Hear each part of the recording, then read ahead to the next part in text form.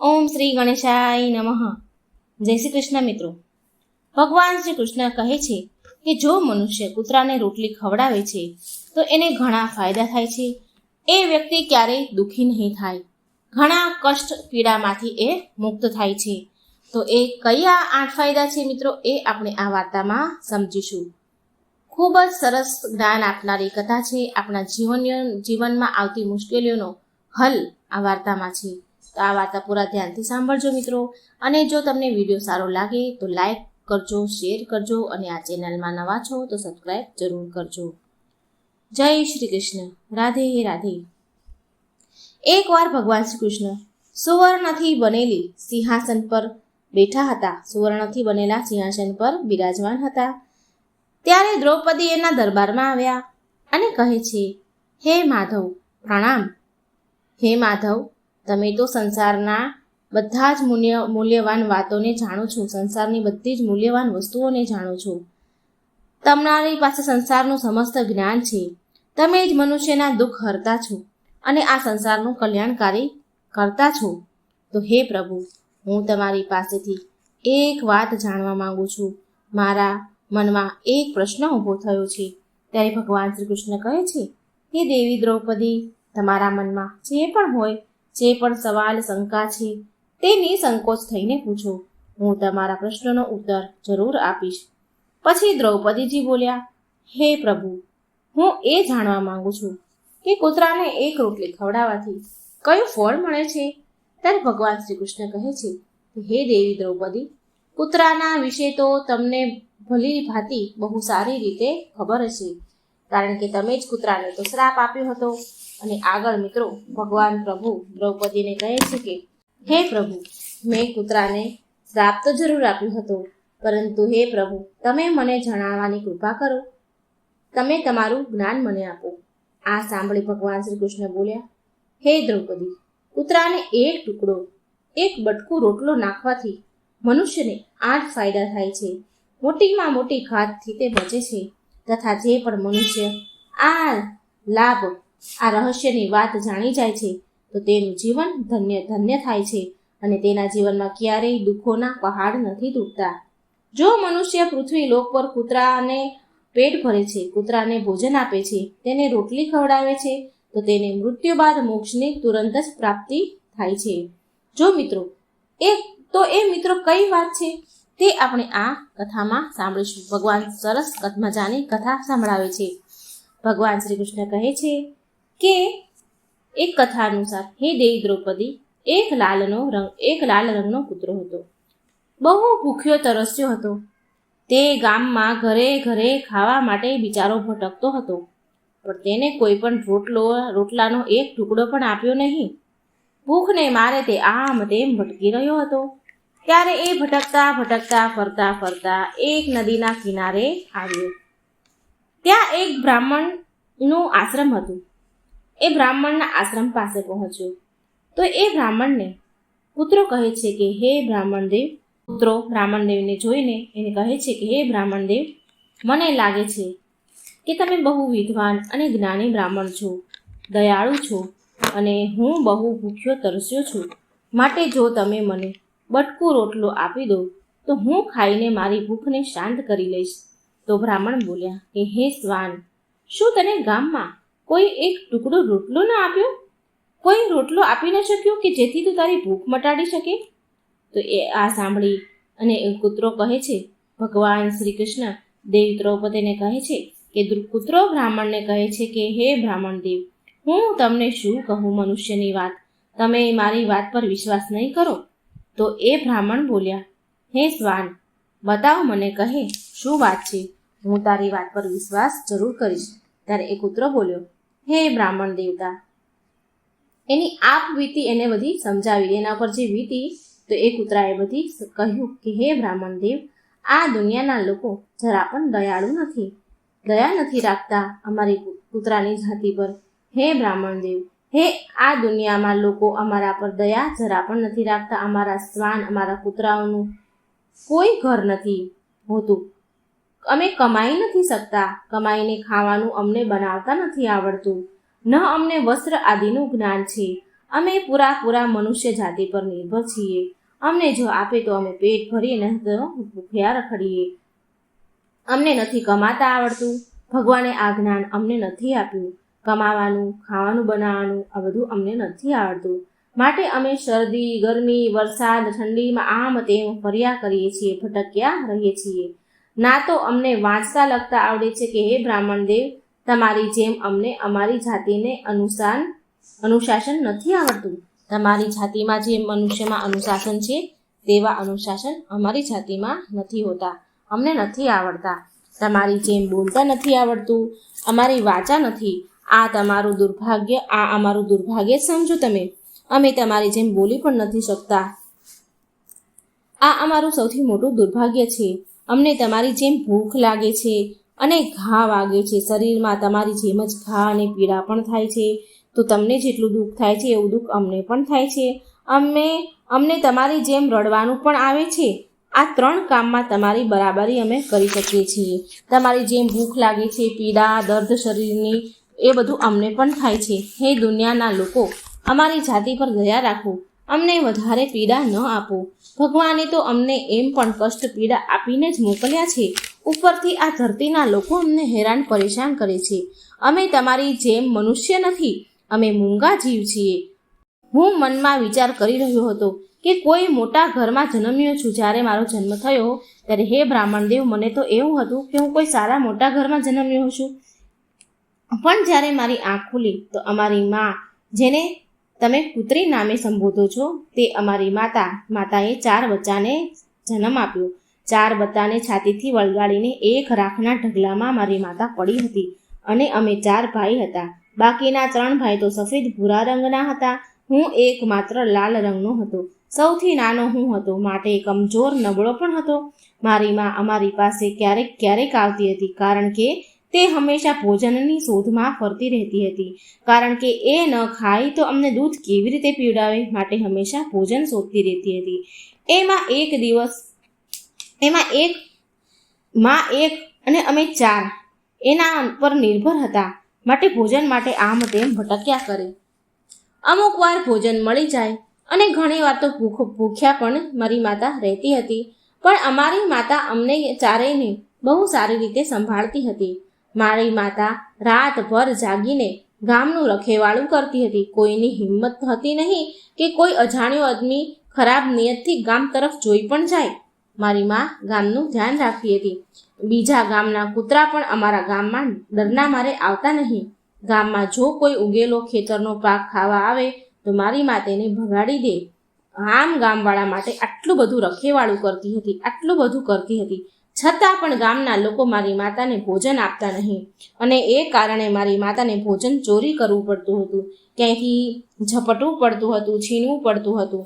ઘણીવાર લોકો મારીને અધમૂઈ કરી દેતા મારી માતાને.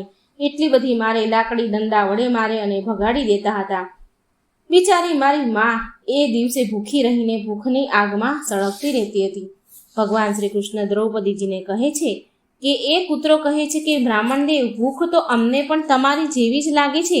ઉપરથી મારી માને 4 બાળકના ભૂખની ચિંતા રહેતી હતી, અને ભૂખના કારણે મારી માતા શાંતિથી સૂઈ પણ શકતી ના, બેસી ન શકે ચિંતામાં. અને ગામના લોકોનું પણ તેની ભૂખને જોઈ, તડપ જોઈ હૃદયનું પીગળતું નહોતું. ગામના લોકોને જરા પણ દયા આવતી નહીં. તો મારી માતાને મજબૂર થઈને લોકોના ઘરમાં જઈ અને ખાવાનું ચોરીને લાવવું પડતું હતું. કોઈના ઘરમાં ચોરી છુપીથી ઘૂસવું પડે, અને ખાવાનું જોઈને કોઈ વસ્તુ જો મળી જાય તો તે ઉઠાવીને ખાઈ લે, અને તેના પેટની ભૂખ, તેની પેટની અગ્નિ મટાડતી હતી, શાંત કરતી હતી. ઘણીવાર લોકો ખાવાની વસ્તુને લઈ જતા મારી માતાને જુએ તો તેની પાછળ લાકડી લઈને દોડે અને મારવા લાગે. નિર્દયતાથી લોકો ઘણીવાર ઘરમાં પૂરીને પણ મારતા હતા મારી માતાને, અને મારી માતાની હાલત ખરાબ કરી દેતા હતા, અધમૂઈ કરી દેતા હતા. તે પુત્ર બ્રાહ્મણને કહે છે કે હે બ્રાહ્મણ દેવ, અમારી માતાએ લોકોનું બગાડ્યું હતું. શું બગાડ્યું હતું?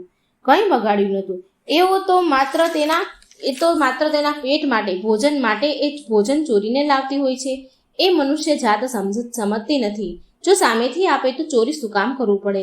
પણ ભૂખને મારે મારી માતાને ભોજન અમુક વાર ચોરીને લાવવું પડતું હતું. તો એનું શું વાક?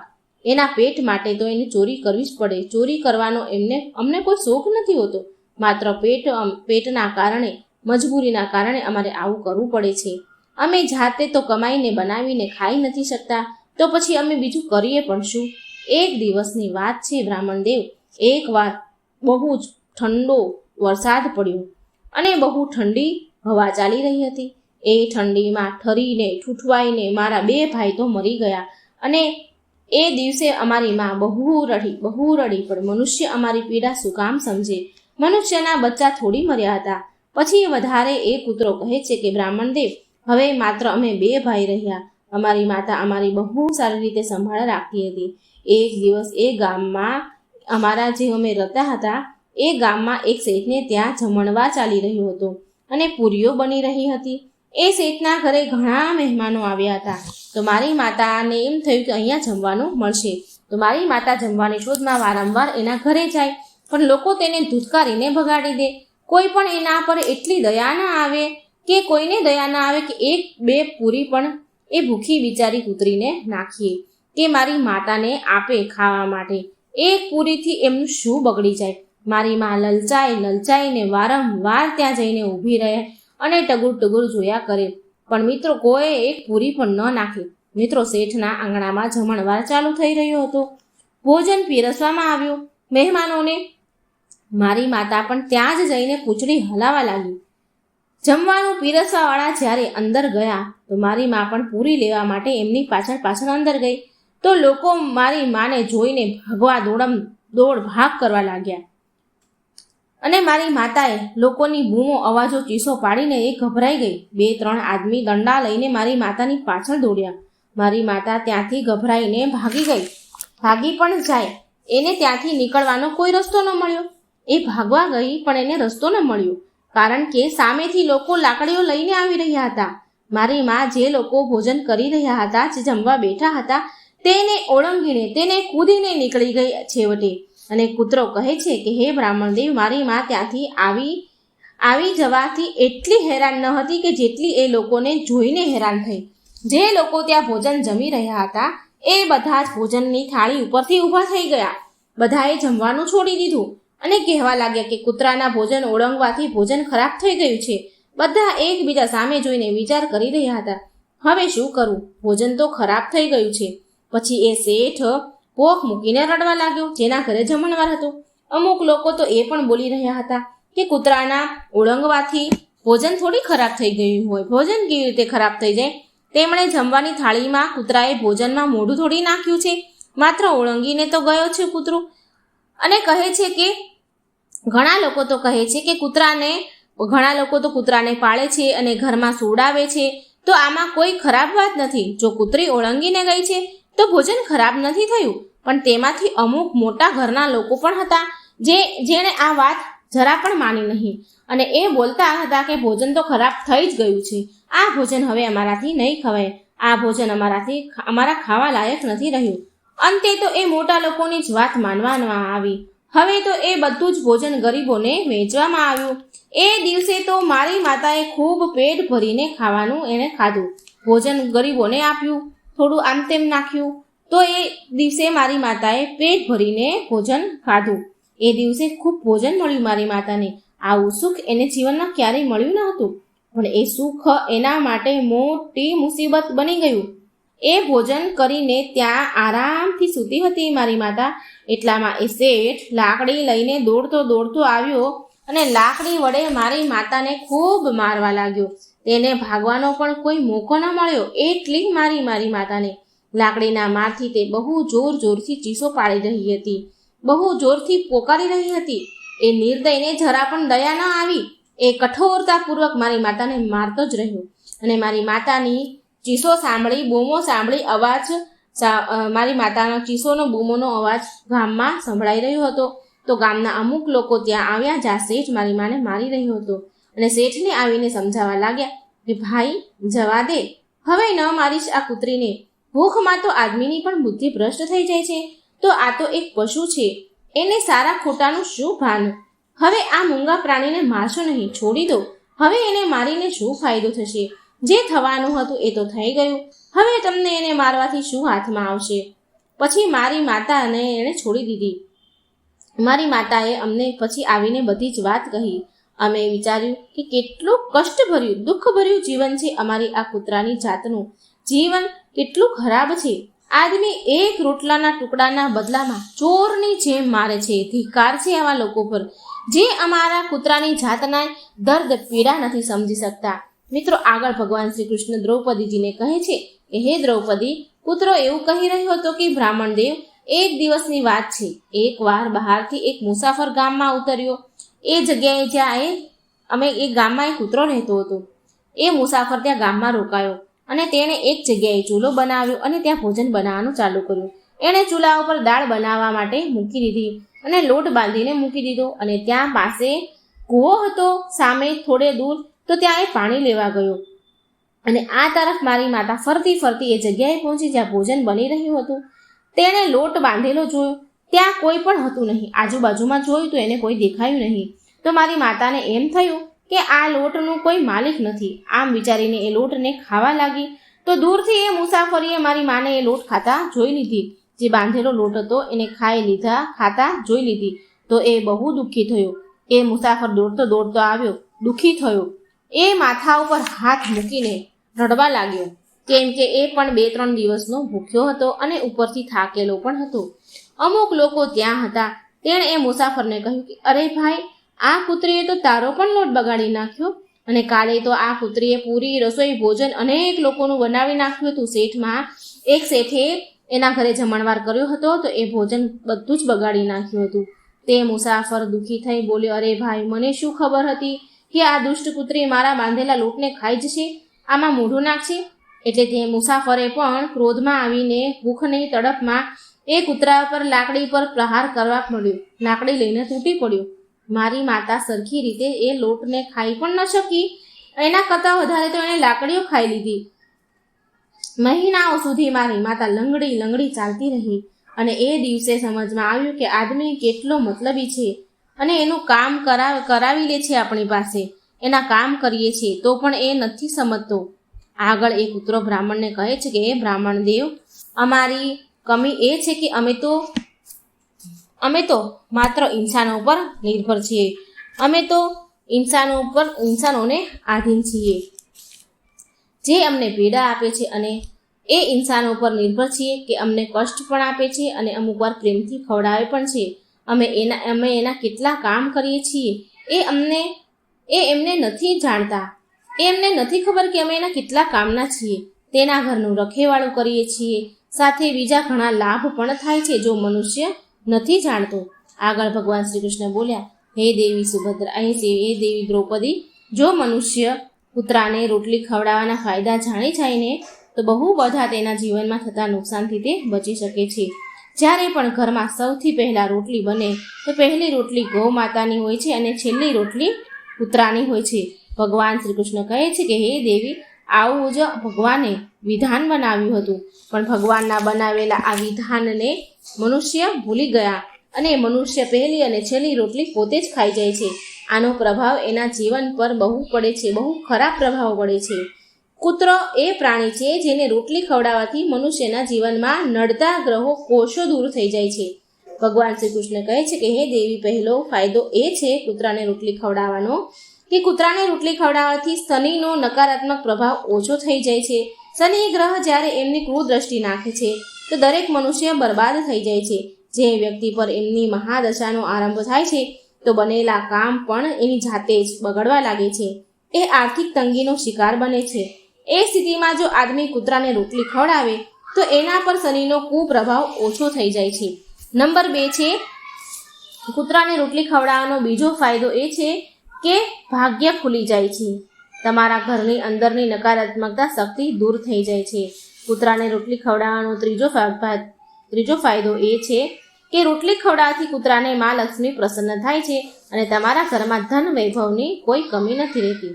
4 નંબરમાં છે ચોથો ફાયદો છે કૂતરાને રોટલી ખવડાવવાથી વ્યક્તિ પર કર્જ નથી ચડતું અને જો પહેલેથી જ તમારા પર દેવું છે, કર્જ છે, તો એનાથી પણ મુક્તિ મળે છે.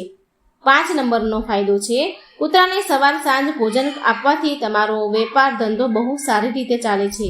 6 નંબર છે છઠ્ઠો ફાયદો છે કે કૂતરાને રોટલી ખવડાવવાથી વ્યક્તિની આયુ વધે છે અને અટકેલું ધન પાછું પણ મળી જાય છે. કૂતરાને રોટલી ખવડાવવાનો સાતમો ફાયદો એ છે દ્રૌપદી કે કૂતરાને રોટલી ખવડાવવાથી હંમેશા તમારું શરીરનું સ્વાસ્થ્ય આરોગ્ય સારું રહે છે અને માનસિક રૂપથી તમે મજબૂત રહો છો. મન ઉર્જા ભર્યું રહે છે. સારા વિચાર તમારા મનની અંદર આવે છે. 8 નંબરનો ફાયદો છે કે કૂતરાને રોટલી ખવડાવવાથી ભગવાન પ્રસન્ન રહે છે, કારણ કે ભગવાને સમસ્ત જીવોની ચિંતા છે, સમસ્ત ધરતી પરના પ્રાણીઓની ચિંતા છે અને જે સમસ્ત જીવો પર દયા રાખે છે તો ભગવાન પણ એ મનુષ્ય પર હંમેશા પ્રસન્ન રહે છે. ભગવાનની કૃપા સદાય એ વ્યક્તિ પર રહે છે. તો મિત્રો, આપણે હંમેશા આપણા વડીલો પાસેથી આપણે સાંભળ્યું હશે કે જ્યારે કૂતરો રડે છે તો અપશુકન થાય છે, કોઈ સંકટ આવવાનું હોય છે કે કોઈનું મૃત્યુ થાય છે. માટે ક્યારેય કૂતરાને રડવા દેવા જોઈએ નહીં, ક્યારેય કૂતરાને રડાવવા જોઈએ નહીં. તમારાથી શક્તિ પ્રમાણે રોજ એક રોટલી સવાર કે સાંજ 2 ટાઈમ બને તો 2 ટાઈમ અને 1 ટાઈમ થાય તો 1 ટાઈમ પહેલી રોટલી કૂતરાને પહેલી રોટલી જરૂર તમે ખવડાવજો, જેથી આ બધા સંકટો તમારા પરથી જતા રહેશે. અને બીજી વાત કે પુણ્ય પણ એ મળે છે. તો મિત્રો, જો આ વાર્તા સારી લાગે તો વિડીયો લાઈક કરજો, શેર કરજો અને મારી આ ચેનલને સબસ્ક્રાઈબ જરૂર કરજો. જય શ્રી કૃષ્ણ. રાધે રાધે. Thank you.